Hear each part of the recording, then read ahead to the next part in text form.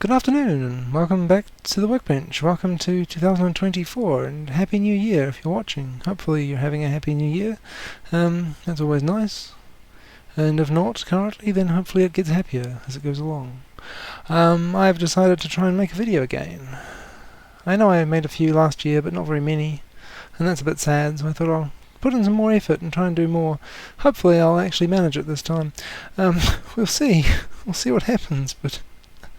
Anyway, so to make a video about this, it's a DVD player thing. It's well, it's kind of an all-in-one home theatre system actually. In fact, I think it says there somewhere, DVD home theatre system. It has extra stuff. It has like a USB port. You can play MP3 files. Has a iPod dock. There's a DVD drive in there somewhere. And I don't know if it has a tuner. It may do. I see FM mode here on this button, so I suppose it has a radio as well. Probably got an auxiliary input. It has like an integrated power amplifier, 5.1 channel, so it can drive speakers directly. So I guess the idea is that everything in one package is more convenient. I think it's from 2008 or something. It's kind of old. It only does DVD. But it's fine. I just picked this up just for amusement's sake, really. It was lying on the side of the road. I got it on Christmas Eve or Christmas Day. I can't remember which one. I think it was Christmas Day, actually. Some household down the street was giving away a bunch of old junk, basically. They just had a sign up on their front lawn saying Merry Christmas. Free stuff. And they were just clearing out a bunch of old things, and I saw this sitting in the grass with some water on it, and it looked a bit sad. It had been raining a bit on Christmas, not much, but a little bit, and I thought, I'll rescue it, see if I can make a video out of it, see if I can do something with it anyway. And that's a good point to mention about water and electronics. A lot of things like this, especially something that doesn't have batteries in it, is generally fine if it gets wet. The phones, of course, the cell phones and laptops and things that do have batteries are a different matter. And unfortunately, of course, with modern devices, the batteries are very hard to remove, so it's often the case that the device gets destroyed by electrical leakage due to the moisture before you can get the battery out and save it. But it was the case with something like this, it's just a normal appliance or whatever. Generally there's not too much in there that can be damaged by water. I mean, you can, of course, things like an LCD TV, the panel, if it gets water inside that, it can be very hard to do anything with. You'd have to take the entire panel apart and try and clean everything, clean all the different layers, and I don't know if that's possible or not. I've never tried it. I may look it up and see if you can, but you probably could. It'd probably just be really annoying. But yeah, I mean, most things are fine if you dry them out. This had a bit of water on it, mostly on the front panel. I think, well, the rest of it had sort of dried out in the sun, I think. It had been raining that morning and then it cleared up, and I took the front panel off. I downloaded a service manual so I could figure out where all the screws were and everything. I took all the front panel off and took it all apart, took everything out of it, dried everything up with like tissue paper and stuff, and then I just left everything out disassembled in the sun to finish it off, and then put it back together, and then here we are. I haven't really done anything else with it except to plug it in and see that it doesn't work properly, so I guess we can have a look at it and see if we can make it go. I did sort of do a little bit of theoretical troubleshooting for it, and I'll show that here. So here's the manual for it, which I've downloaded. It's an SA-PT460, and yeah, it's kind of old. It does MP3, WMA, JPEG. Doesn't really do anything else. It only supports FAT32. There's not a very modern thing, but I guess for you could use it as a CD player. I suppose might be a good option anyway. But if we go down to there's all this generic sort of stuff and things, but it does have a disassembly section somewhere. This part, yeah, it tells you how to take everything apart, which is nice. There was one part missing. There's a little grounding clip for the USB input board that just clips onto the board. And I suppose they don't talk about it because it's kind of meant to be part of that assembly, but it can just fall off. And they don't talk about, they say remove the earth spring. They mention an earth spring for this, for like the display panel, but they don't mention anything about the USB input thing. But it does have one on there, so pay attention to that if you're disassembling one of these yourself, because it can fall off. And it was took me a while to figure out how to put it back on, or really where it went. I didn't take any photos. I didn't think I had to. I just sort of assumed this. The most annoying part was here, how the screw for taking the USB, well, the iPod dock door apart. They've got a screw under the badge, and so you have to bend that up and sort of ruin it to get the screw out, which is not a good design. The later models don't have that screw there, so I think they obviously realised that was a stupid decision. But going back down to well, actually, maybe I'll plug it in first and show you what happens. That's probably more logical. I'll just find the schematics here so we can take a look at that. But yeah, I'll just plug this in and show what the problem is with it currently. Okay, I've got it plugged in now, through an isolation transformer, of course. And something interesting I just noticed here, the power LED seems to flicker a little bit. I don't know if you can see that very well on the camera, but yeah, it is flickering. I can't see that in real life, so I don't know if that's actually part of the fault, or just that LED is maybe being multiplexed with other LEDs in the rest of it. I'm not certain. I think that LED does share maybe some connection with these buttons here, because they do go through the same thing, so it might be just a result of the multiplexing on that. I'm not sure, but that is interesting because I didn't notice that before. I didn't look at it through a camera before, so I was taking note of that. But anyway, so yeah, I mean, we've got that there, and there's a display section here, and if I press the power button, well, nothing happens. So we do get the standby light, but nothing else occurs if you press power. I don't have the remote for it. I don't think that would make any difference. It should respond to the power button, but it doesn't. This shows a block diagram of how these buttons work. So we've got a voltage reference here of some value. It doesn't say what. We have a pull-up resistor that pulls this line up, which is on pin 4 of the connector that's on the board.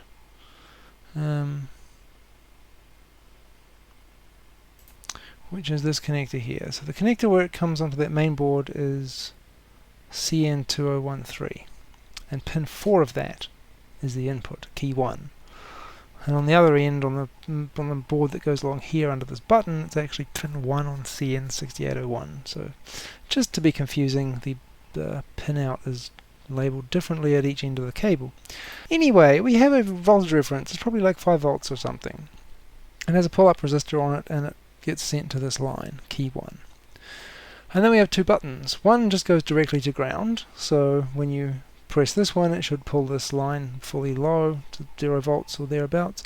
And this one, the open, close, eject, whatever button, has a resistor on it in series with it, and then goes to ground as well. So when you press this one, there's a voltage divider between this resistor and ground, and so the voltage that comes out of this may be like half the voltage reference or something like that. So the you won't get a full logic 0, you won't get a high as the pull-up would be if you're not pressing the buttons, but you get something in between, and the microcontroller is programmed to interpret that particular voltage or a certain small range of voltages around that voltage as being, you've pressed this one as opposed to this one.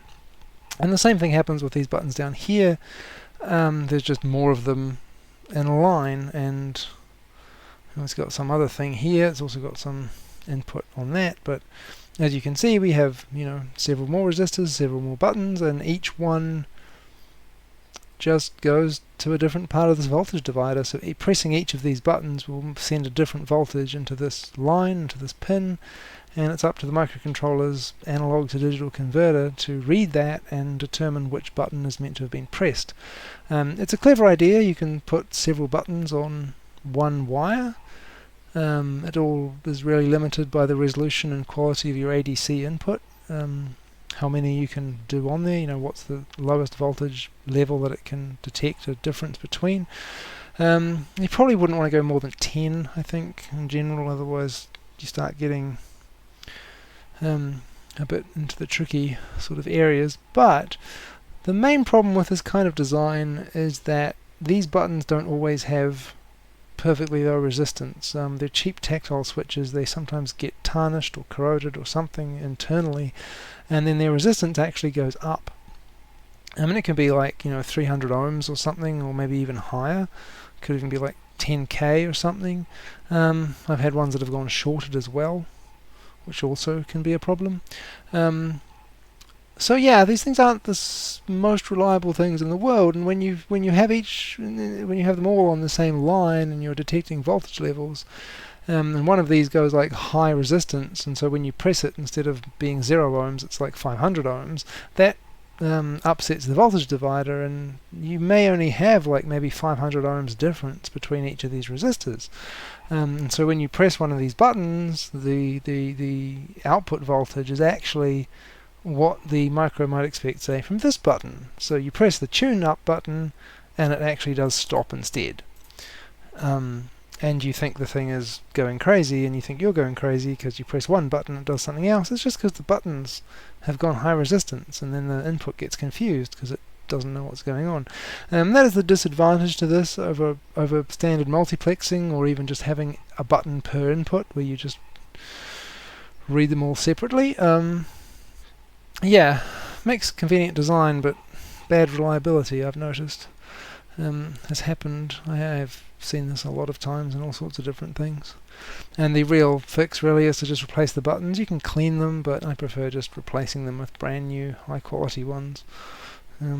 Anyway, but I don't think that's necessarily what we're looking at here, because we got this power switch is going straight to ground. There's no resistor. Anything that's fairly low should work, and if I actually go to the actual thing, remembering that I'm trying to probe pin 4, not pin 1, because I got that wrong before, but let me just see if ground is pin 3, I think.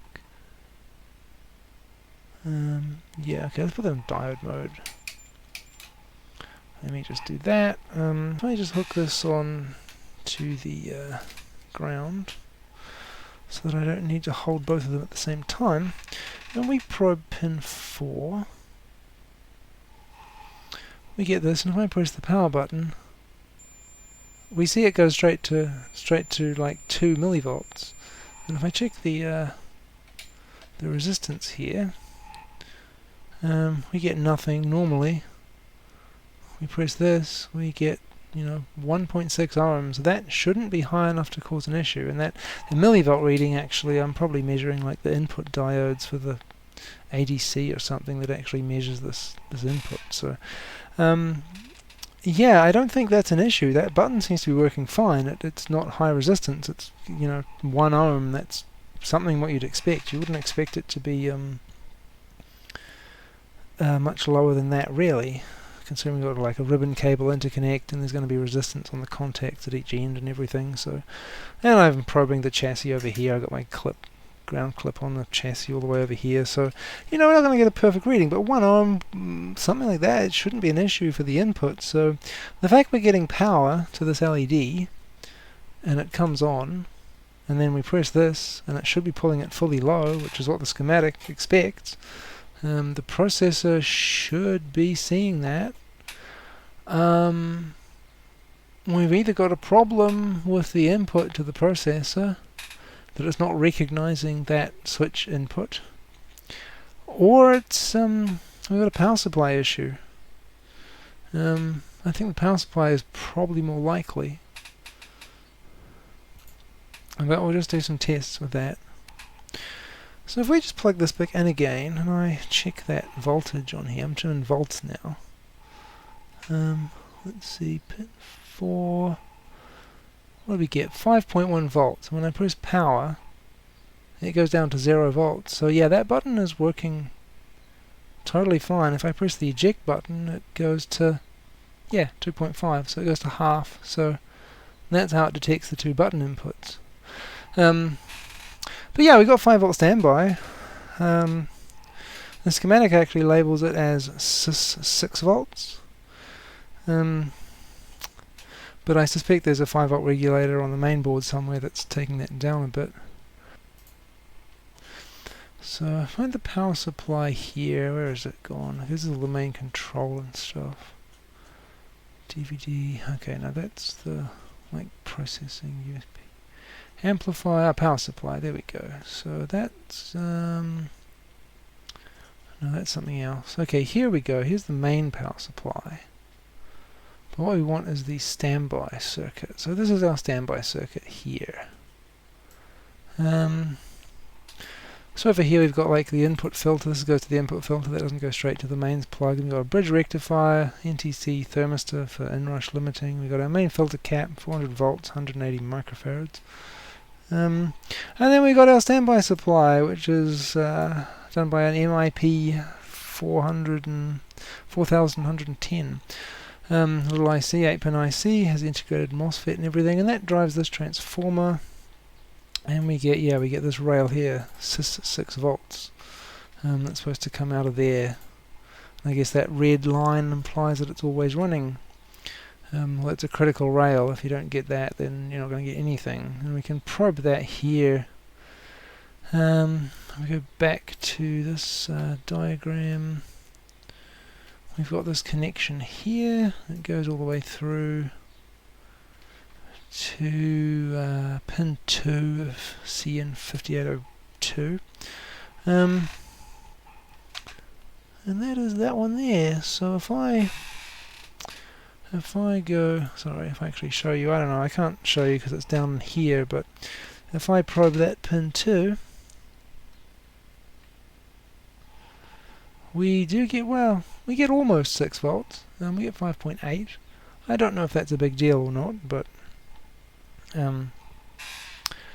we do get something. So our standby circuit is running. I mean, we obviously knew that because the LED works, right? So yeah, let me just unplug that for a second, and then I didn't really actually go any further physically troubleshooting this. And then I went back to the schematic, and I was just sort of looking around and theorizing what could be going on. Wait, no, there was one other thing I did. Sorry. Let me see. We've got so we've got our 6 volt supply comes out of here on pin 2 of this main connector. I might be able to show you that. I'm sure I can show you that actually.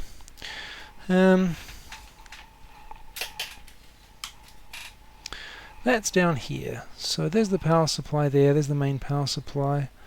And that's that main connector there. This multi-pin one here, that's CN5802. So that does all the, well, it does some of the stuff anyway. There's another one, probably that one there, that does other things. We've got a standby supply is somewhere down here. You can't really see it, but it's under there. Sorry for the camera angle, it's not very good. But yeah, we have that 8-pin chip that does the standby supply is buried under there somewhere. But let's see. So what do we know? We've got our standby circuit, 6 volts, 5.8, whatever. That's probably okay. We do have a button that seems to be working perfectly fine. So the question is the processor actually interpreting that button input and doing anything with it? Or whatever circuitry is meant to take that in, is it actually working? And to ask that, we have to look back at the schematic. So now there's let me just go back there. So looking at this connection here, we can see we've got like sync, and that's some kind of like 50 Hertz pulse that is derived directly from the mains input. So 6 volts, that's our standby. Obviously you've got system ground, that's just the ground. DC detect, that's probably something, I don't know exactly what that's for. Negative 13 volts, plus 18, and negative 12 ground for different rails. We've got a 18 volt rail. AMBP, I don't know what that is. We've got other like sense, grounds, fan, power. And then we've got this one here, PCONT. Now I'm thinking that stands for power control.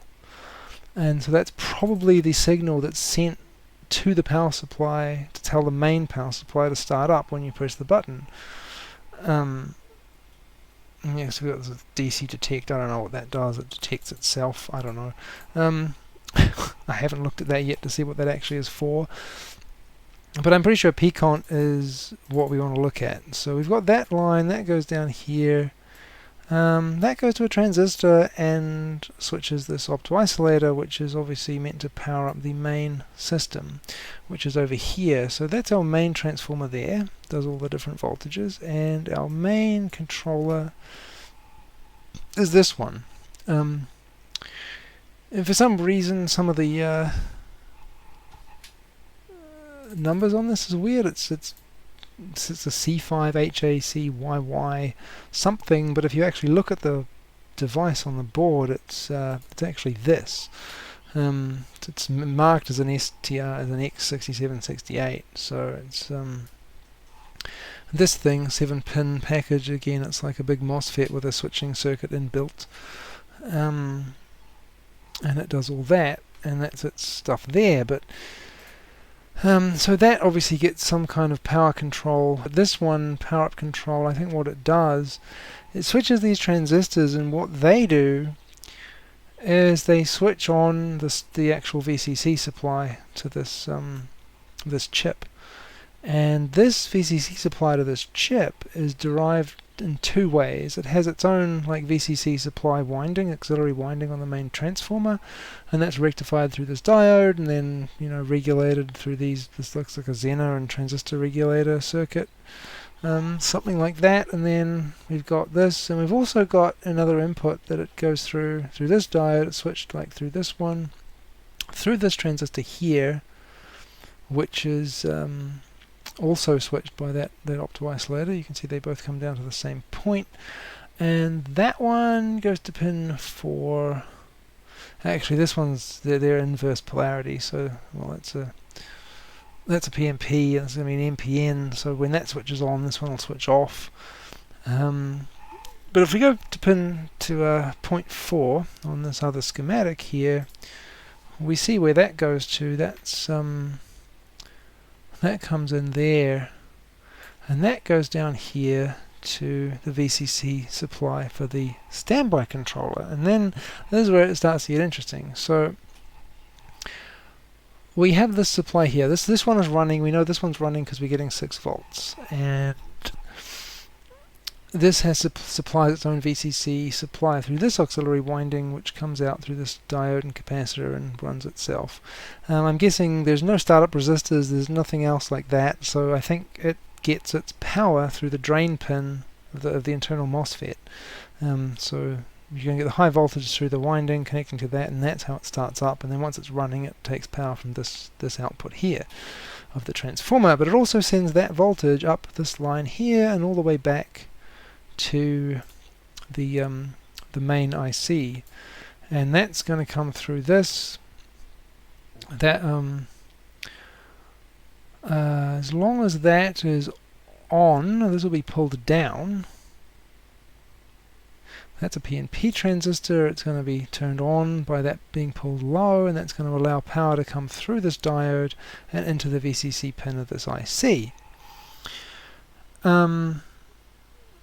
And then when this turns off, that's going to go high, turn this off here, and then these are going to turn on, and then it starts powering itself from its own winding, I think. It seems to be, if I'm interpreting that correctly, that's what's supposed to happen. And this Actually, we have current limit switch. I don't know why that's called that, but I think that's just a regulator. It's just regulating the voltage that's coming out of this auxiliary winding. But I was looking at the circuit and I was thinking, okay, so this circuit is first powered from the standby circuit's own supply.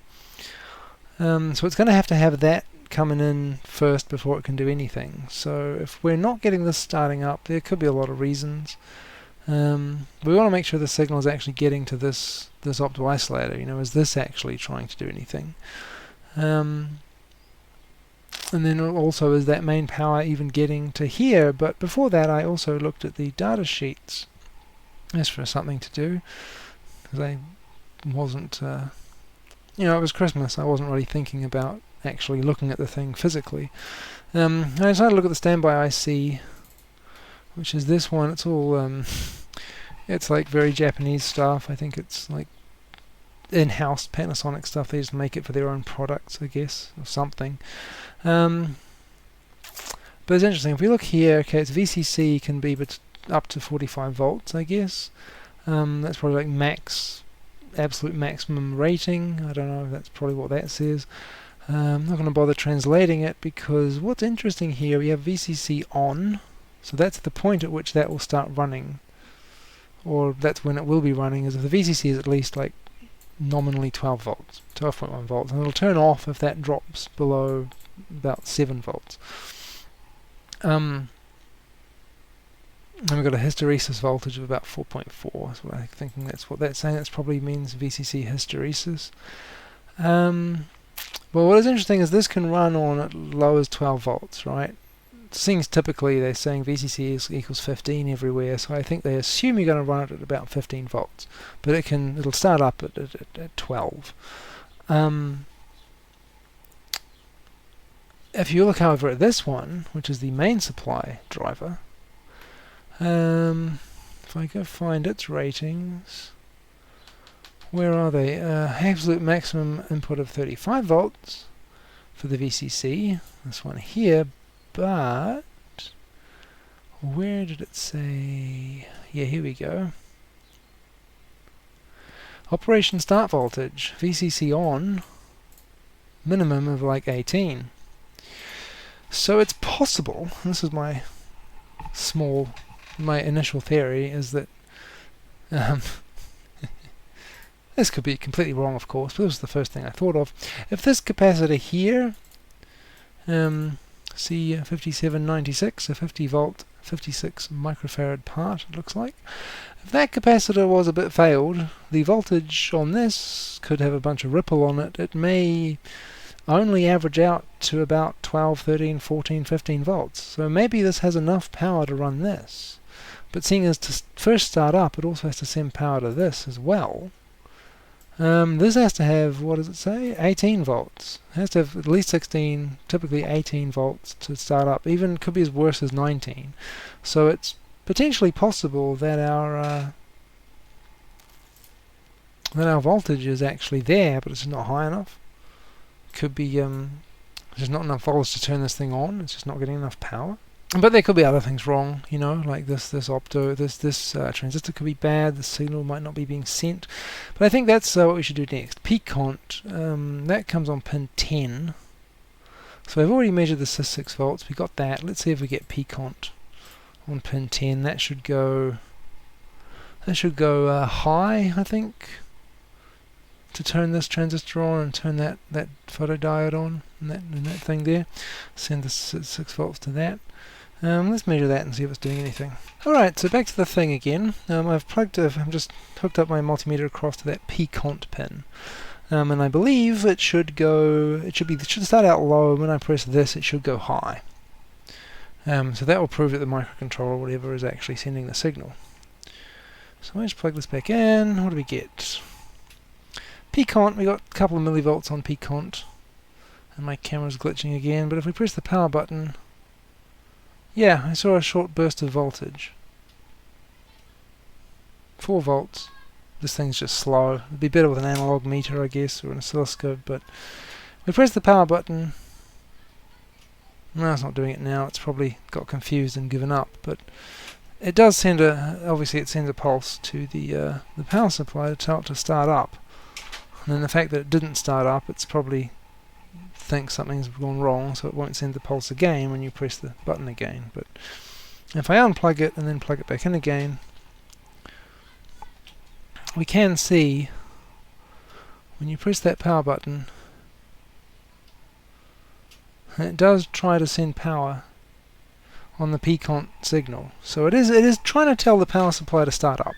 It is actually trying to do that. So that means that the processor, that or whatever the heck, is obviously working, or should be. Otherwise, you wouldn't get that voltage there. Of course, that only tells us we're getting voltage to the base of this transistor here. And that's to that optical isolator. So I mean, like this one of these. Whoops, sorry, I'm not on the schematic. So that tells us we're getting to the base of this transistor here. We're getting an input to that, or at least we're getting, well, at the connector we're getting that signal. The base of this transistor should be getting like several volts, and it should be turning on and sending a pulse to this. And when it does that, it should tell us to switch on, and this main supply should come up, but it's not. I don't hear anything. I don't hear a tick or a whine or any sort of noise to indicate that, like, say, the power supply is trying to start up into a short circuit and then shutting down again. There's nothing like that. If that was the case, I'd expect to see maybe the display flash momentarily, or something else happen. I'd hear a noise, maybe the fan would spin a little bit, something like that. But we're getting absolutely nothing. So I think the power supply isn't even trying to turn on. It's some other issue. So yeah, so I got to start troubleshooting this. So we do have a signal coming into this transistor QR5810. Is there a signal coming out of that? Are we getting the system 6 volt standby to this opto? Maybe the opto is bad. I don't know yet. Maybe that voltage is bad. So I want to test also the voltage across that VCC pin of that main supply, because we want to see if that's actually above 18 volts. There we go, 20 volts. That's what we're getting on that capacitor. So that's plenty. And it looks pretty stable. If I unplug the power, it's still pretty high. So that capacitor seems fine, that voltage seems fine. We are getting, 20 volts, and that does make sense. This says it needs at least, at most, 19.9 volts. So it's definitely getting more than that. Of course, it is slightly low. I mean, if the component was marginal, that voltage is only, about a few hundred millivolts more than the maximum it should be. It's possible if something went out of spec that could be an issue, but it seems fine. I wouldn't expect it to be a problem. So I'm thinking this issue is something more to do with the control circuit rather than the actual power supply, or at least the voltage anyway is fine. So I'm going to focus on here now. So P-Cont signal could be a bit more complicated than I initially thought. It certainly isn't just a bad cap, because that capacitor seems fine. I shall have to investigate further and come back with some answers, hopefully. And I pulled the power supply out. This thing is really annoying. It's, you can't do anything with it in the case. All the small components are all surface mount on the bottom, so and you have to pull out the input filter board as well, because that's soldered on. There's no plug to disconnect that, so it's great. Anyway, you can see all the little transistors for control and everything are all on the undersides. There's no way I can probe any of those with the thing in the box. But I thought I'd do some offline tests, just to see if there's anything silly. I checked all the rectifier diodes and everything, and there's no short circuits. They all seem fine. So again, I don't think it's a short circuit problem. If it was, you'd hear the power supply try to start up. You'd you'd hear the transformer click as the magnetic flux, you know, builds up in it and that sort of thing, and then it shuts down. And you'd generally, if a power supply is starting up into a short and then shutting down, you hear something audible, generally, like a click or a tick or sort of a noise, as when the protection circuitry kicks in and everything. So I don't hear anything like that whatsoever, so it, you know, tells me the thing's not even trying. But I was looking at, I see some strange things here. We got looking around the circuit here, so the input, that P-cont signal comes in. Just go back to the schematic for a second. Back here, so the P-cont signal comes in from that pin 10 on that connector, and it goes to the base of this transistor QR5810, and that drives this opto-isolator with through a couple of resistors. So I just thought, well, you know, I can't check with this out. I mean, it's annoying to hook it up, but easy to check first, you know, is there continuity between all these parts? Do they make sense, you know? Easier than trying to plug it into power and actually do some, you know, power up tests. But what I did notice, just a quick look, I'll just show that. So I thought, you know, let's just try the really obvious stuff first. Like I said, there's no shorts on the output, so I don't think that's the issue. But let's check some obvious stuff. So let's check those two resistors, R5817 and R5810. They're two 330 ohm resistors in series. So we check those. Let's see, we get 660 ohms, so that makes sense. So those aren't open circuit or something. I've looked at all the stuff here too, and there's nothing burnt or anything. There's a few joints that look like they could be redone, and in fact the ones on the heat sinks, half of those are like they're just barely hanging on. They weren't even soldered on properly, but you can see slight cracking around some things. Nothing that would actually cause an open circuit, I don't think, but definitely something you'd want to reflow for long-term reliability. So if I do get it working, I will do that. But yeah, then check the opto-isolator. So this should get, you know, like 1 volt. Put it back on diode mode. We should get like 1 volt across the opto LED. You generally can't test normal LEDs with a multimeter because the voltage is usually too low, but for an infrared LED and an opto, it's actually fine because it's only like 1 volt. So we get 938 millivolts, so that makes sense. So the LED in that's probably fine. That doesn't tell us if the transistor is fine on the other side, but it tells us the LED at least is fine. But then I get to this transistor here, QR5810, so that takes in the input P-cont signal and drives the opto-isolator, and I was trying to look at that, and so it's an NPN transistor, and if we check the if we check from the base to like the other pins, we should get a reading. And there's like nothing. What? Hello? That doesn't make any sense. So either way around we get absolutely nothing, and we can check the other pins. And there's like nothing there.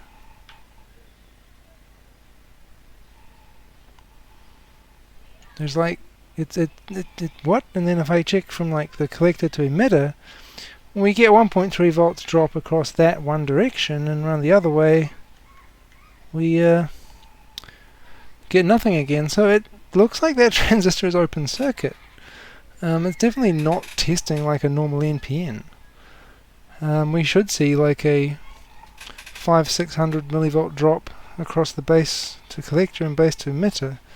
But it's absolutely showing absolutely nothing. So that's not normal, unless this is some really weird transistor that I don't understand. But I mean, the part number is bizarre. There is a number on there which I could read off and try and figure out what type of transistor this is. I mean, what actually the model is, and look up the data sheet and see, you know, what everything. But as far as I can tell with the basic tests, it looks like it's gone open circuit. So that might explain why it doesn't work.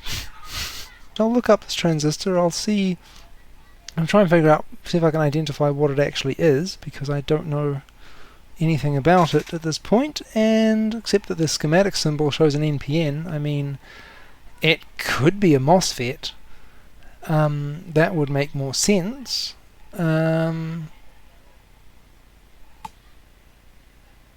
In fact, actually, that's a good question. It does have a slightly different symbol.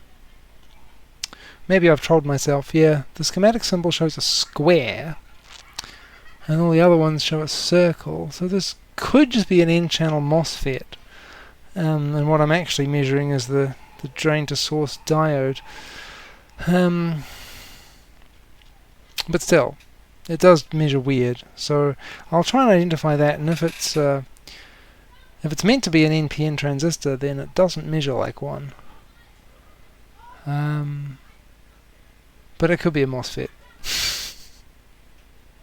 Actually, I just realized that. So yes. Possibly I need food. Annoyingly, their stupid schematic doesn't have any logical... Yeah. Half the part numbers make no sense. They just don't... I mean, like, we've got, like, some of them make sense and other ones don't. It's really weird. I don't know why. Like, for example, here, Q5720, it says a 2SC3940.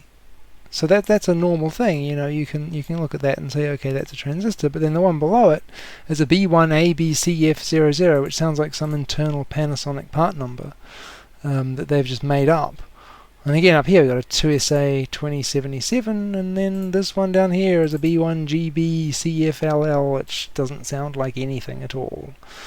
And the opto-isolators are all called something silly, like B3PBA 000402 or something. But if you actually look at them,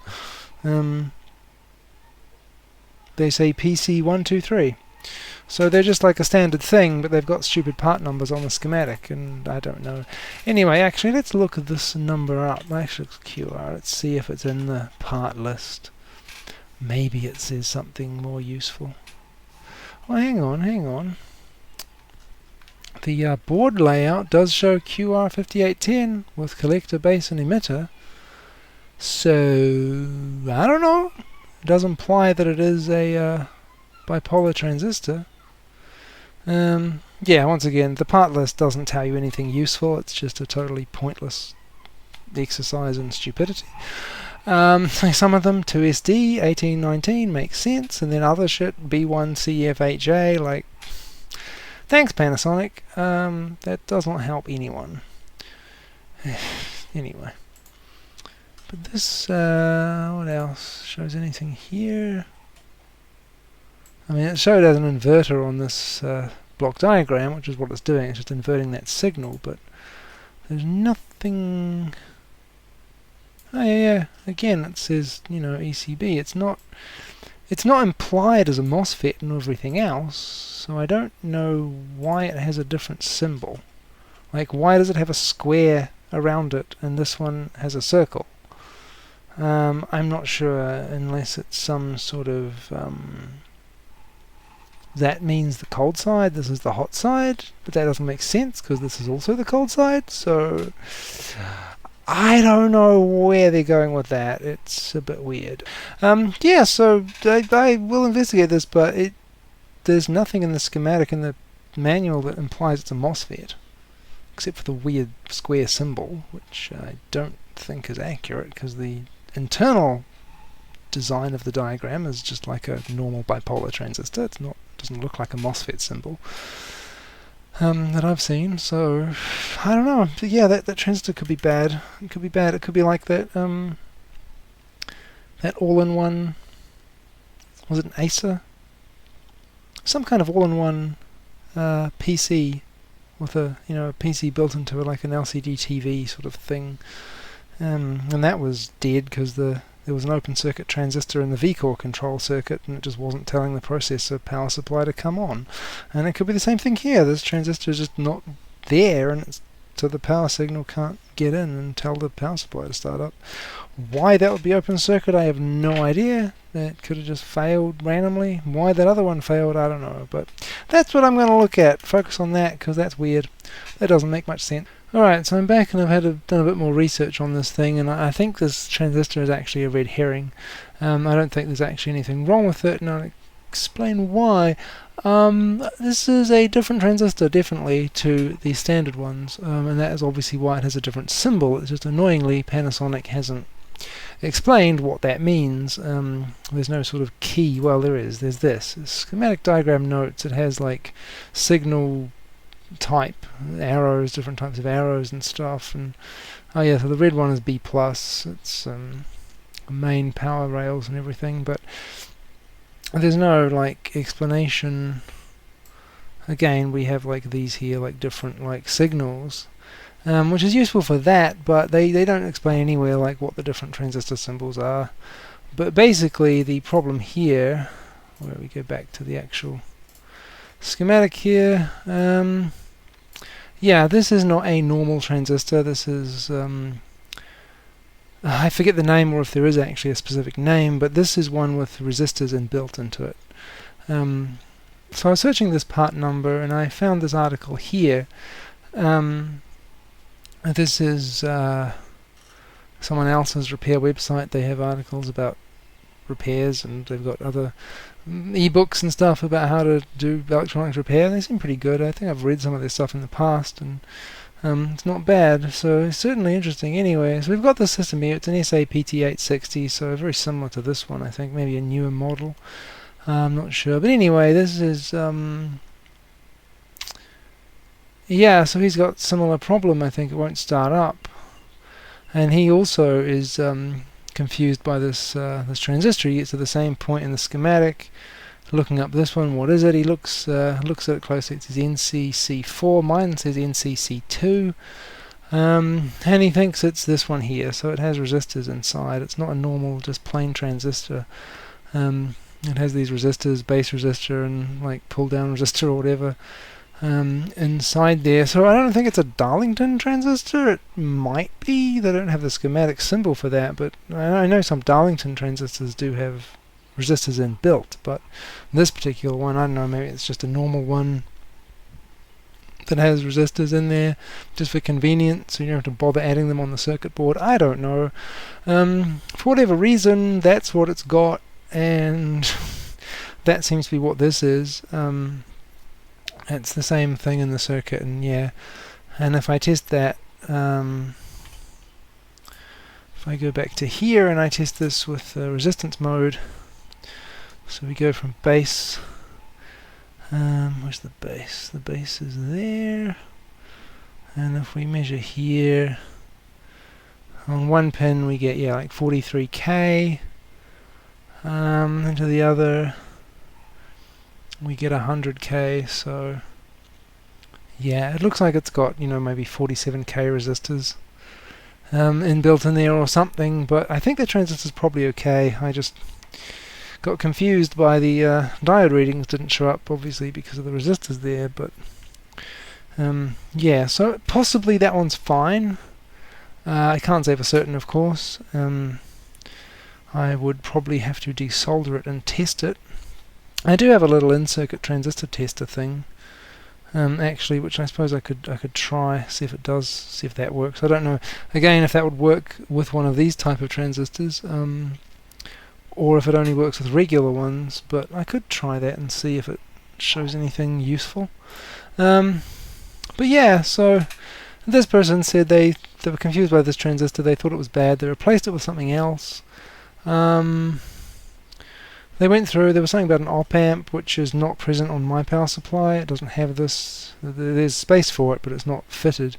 And so then we go back to the main, alright, so that's the op-amp there, whatever, and then there's the main chip, and it seems to be like, with his testing, he tried it with like an external drive circuit to run the transformer. In the end he said that, yeah, it was the main control IC was bad, and replacing that fixed the problem. So yeah, potentially that's the issue here. It wouldn't totally surprise me. I definitely have seen those controller ICs, not the specific model, but I've seen those go bad in all sorts of things. Sometimes they just fail like that, they just don't work. You give them power but nothing happens, or they overheat and fail. go into like shutdown mode, overheat, turn off, or they just. I've also had them do like oscillate. They start up and then shut down, start up and shut down. I don't know. I mean, those things run hot. They have high voltage. It's not surprising they fail a lot, I guess. But yeah, anyway, I can get this particular one, the STRX6768. I think that's the same one on this board. I can get them on AliExpress for like a couple of dollars, so I might try that if nothing else seems to be a problem. But there are other things I can test, obviously. Going back to the back to the schematic here.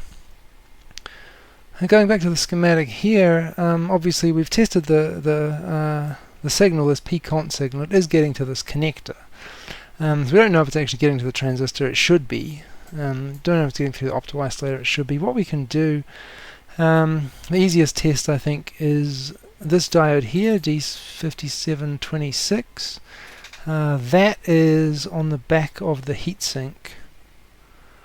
Not on the back of the heatsink, it's under the back of the heatsink. I'll show you. Like up under here, it's one of these parts under there, so I can get my test lead on that fairly easily, and that's connected straight to the that's connected to the output of this. This is where the standby, the power from that standby circuit should come in. It goes through this transistor, it gets switched on briefly. I think actually this does just send a pulse through this opto, and that sends a pulse here which switches this transistor on. This one switches that on, sends some power through this diode into the like startup pin, the VCC pin of this main IC, and also charges these caps here. And then it's going to switch back off again, which then, so that this device should start running, and then that switches this off, and that hands over control to these two transistors, which take the output from this auxiliary winding, and this rectifies it, and then these seem to regulate it with a Zener and transistor and regulate that, and then it powers itself through these two. So I think this opto here is actually designed to just give a brief pulse, just to give that a bit of power, and then once it's running that just switches off again, because that other supply probably can't supply enough power to run this the whole time, so it's just there to start it up, and then it just switches back over to its own supply. So what I can test is D5726. We can check the cathode of that goes straight to pin 4 of this. I'll check continuity to make sure there actually is a track all the way from that diode to that pin. There probably is, and if that's the case, then what I'll do is I'll put it back together. I'll hook up my probe to this pin, or this diode rather, and we'll press the button and see if we get 20 volts out of this diode. Well, we should get some power out of that, and if we get that, then yeah, I would say that kind of implies that this chip is bad. If it's getting power but nothing else is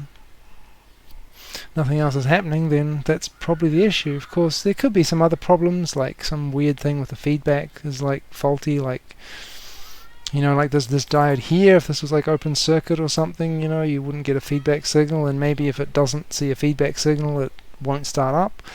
Some things like that can be true. I don't know, but I think testing for 20 volts on this line is probably the easiest way to test if all this here is working. Because if this control opto here and this transistor and everything, and these transistors are all working, we should get 20 volts here on pin 4 as soon as you press the power button. So I think what I'll do is do that, and if we don't see that, we'll troubleshoot the rest of the circuit, and if we do see it, then probably the chip is bad. Oh yeah, and one last thing, we'll just check the continuity between that diode D5726 and pin 4 of that chip. Should be that one, I think. Getting 620, is that pin 4? No, that's pin 7. Sorry, I can't count. Well, I can't read. That's 1. That's pin 4? Yeah, so we're getting continuity to pin 4.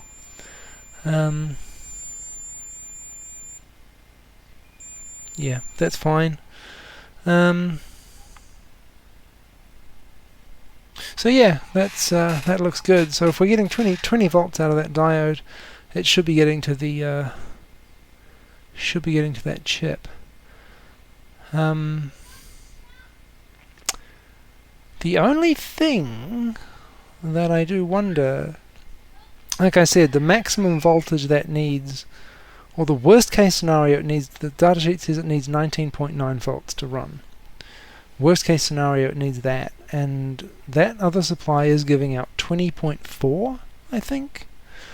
And so if we say 20.4 minus the voltage drop on this diode, which could be up to 0.6, you know, potentially it could actually be below the worst case figure. So it still could be an issue with that voltage rail being slightly low. I don't know. It is a bit odd, actually, that we are getting only 5.8 volts on the 6 volt standby. So it kind of makes me wonder, is there something... It could always be that, like, the feedback circuitry for the standby supply has drifted, the value, the TL431 has drifted maybe, and it's turning on at a lower voltage, so the power supply is running at a lower voltage, and that 20 volt output, which might normally be like 21 or 22 volts, is actually only putting out 20.4, and then after the voltage drop on the diode here, it's not enough to turn this on. If this was worst case scenario, it needs 19.9, or maybe it's drifted and it needs slightly more, maybe it needs 20 volts to turn on, I don't know. Who knows? So it's possible that a few marginal components altogether could cause the thing to not work, but I don't know, I've never seen that personally myself, but I suppose it's possible. Just an idea. But yeah, I'll investigate that some more. It would be interesting, I think, to check ripple actually as well on that 20 volt rail, and just see like if there's significant ripple there, because if there is, then that would imply that there's an issue. I suppose actually I could just test that capacitor with an ESR meter as well. I could just test that in circuit, couldn't I? So let's do that for a second. Where is it? It's that one there. Oh, hang on. It's this one here, this big one there, next to that little 8-pin standby chip. C5798. Yeah, let's just check that. It's a Alna RJF. Interesting. Anyway, yeah. Let's just ESR test that for a second. And okay, I got my ESR meter here. Let's go check that cap. Yeah, it's 0.1, 0.09. It's fine. I don't think that's the problem. I can check that little one next to it, I guess. Is that this one? Oh, that one there, that little blue one here. Don't know what that one's actually for, but okay, it's 6 ohms. Sorry, I don't know if you can see that very well. The leads are in the way, but yeah, I mean that's a little high, but it's also a very small cap. It's like 1 microfarad or something. So 2.2 microfarad, 50 volts. So yeah, I don't think that's an issue.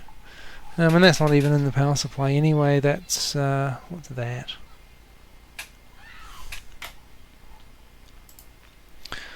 That's where's that? That's this one. This one here, yeah, 2.2.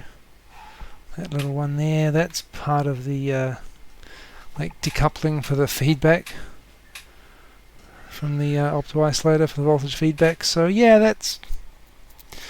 I don't think that would be an issue. I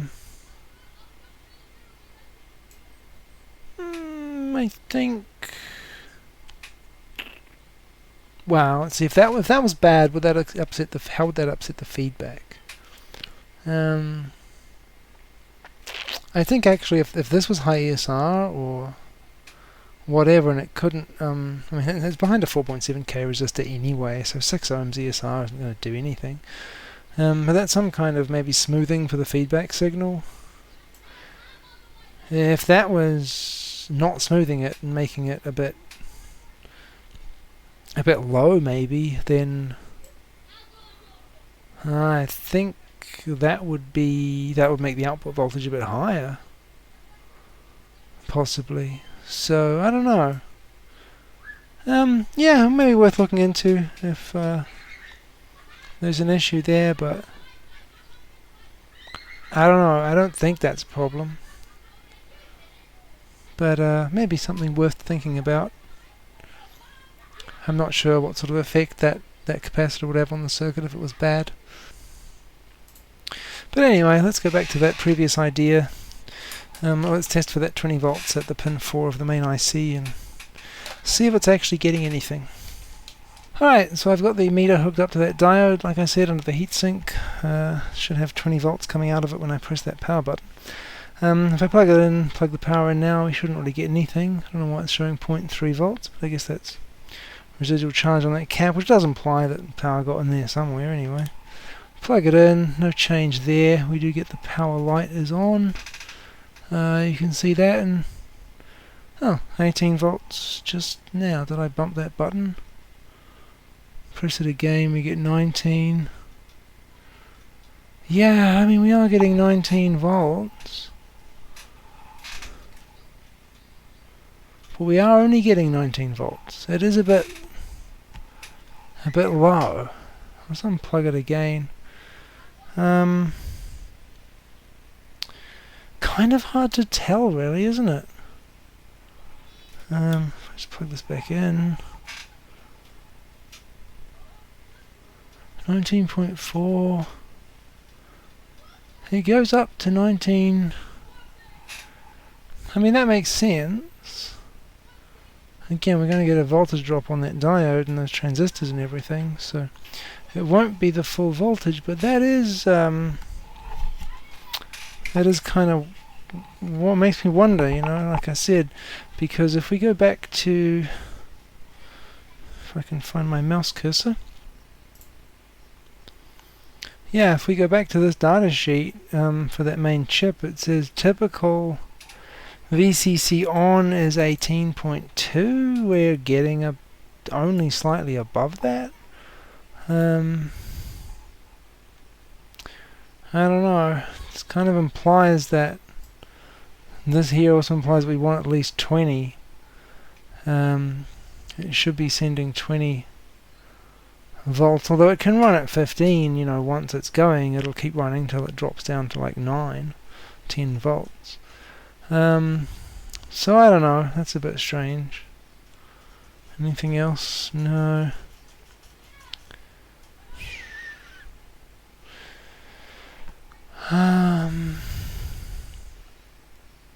But there we go, maybe we have like soft start stuff, so that'll have some kind of like zero crossing detection, I think. I think they call it bottom detection. Sounds silly, but possibly that's they're talking about the bottom of the AC waveform, like at the zero crossing point. It's just a strange way of saying that. I think that's what they're talking about. Power dissipation with infinite heatsink. Yeah, because you're going to get one of those. Yeah, it's a bit strange data sheet, isn't it? They give you a rating for an infinite heatsink, which doesn't exist. Sure, okay. But yeah, that's... yeah. Max voltage is 35. It does imply here that 20 is a good starting point, and they do say it, yeah, it can be at 9.9, so give it 20, I suppose. I don't know. I kind of want to scope the output of that other supply and just see if it has a significant amount of ripple on it, although the ESR of that cap seemed fine, so it's probably not an issue unless there's something else going on. But yeah, I wonder, that 6 volt supply is only 5.8, so I do wonder if that slightly lower voltage could be an issue. But yeah, I'll investigate that more. If I find anything, I guess I'll add that in, but probably I'm going to assume the IC is bad. It looks to me like, yeah, that main chip is possibly faulty, and that other person on their website said they had the same issue, and you can find these things all over eBay and AliExpress, so I think they are a common failure point. There's lots of feedback on people that have bought them. You know, you see like some seller with them and they say like, 50 sold or something, so there's obviously a popular thing, so maybe they are a common failure item and it is most likely that's the problem. But anyway, but like I said, they're only a couple of dollars to buy, so I might buy a couple and we'll put one in and see if it makes any difference. Alright, yeah, so I couldn't really get a good shot of the scope, but I did test the ripple on that thing and there was just nothing there at all. It looked perfectly fine, perfectly stable, so I don't think there's anything wrong with that capacitor. I didn't think there was. The ESR is fine and everything like that, so yeah, nothing to see there. It seems to be totally alright. Of course, the other option would be to power this chip here with an external supply, give it like 22 volts or something. It's definitely going to be enough, and see if it turns on. I could do that as a test. Again, if nothing else functions, nothing else is forthcoming. But that's about it for me right now. This will be a part 1, I guess, and the video is probably long enough anyway, so I guess this can be a part 1, and I'll come back for a part 2 where something will probably fix it, or not, but yeah, I don't know. If I order one of those chips, it could take 2 weeks, it could take 2 months. It all depends on how they send it. Some shipping methods are great and some are terrible. But anyway, I guess that's that for this one. Hopefully there'll be a part 2. But if not, that's interesting troubleshooting, I suppose. We found out that they're using a strange little transistor with resistors in it, it seems. So, and it seems to be working fine because we do get power all the way to that chip. Nothing wrong with the transistor, so there you go.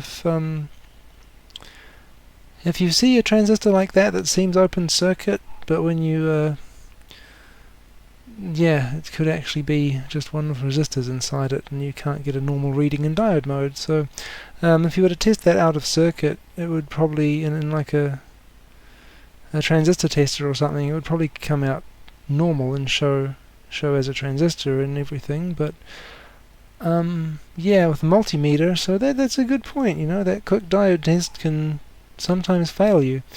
It works on most transistors, but not ones like that. So that's a good point to keep an eye on. But anyway, that's this for part 1, I suppose. See you next time in part 2, hopefully.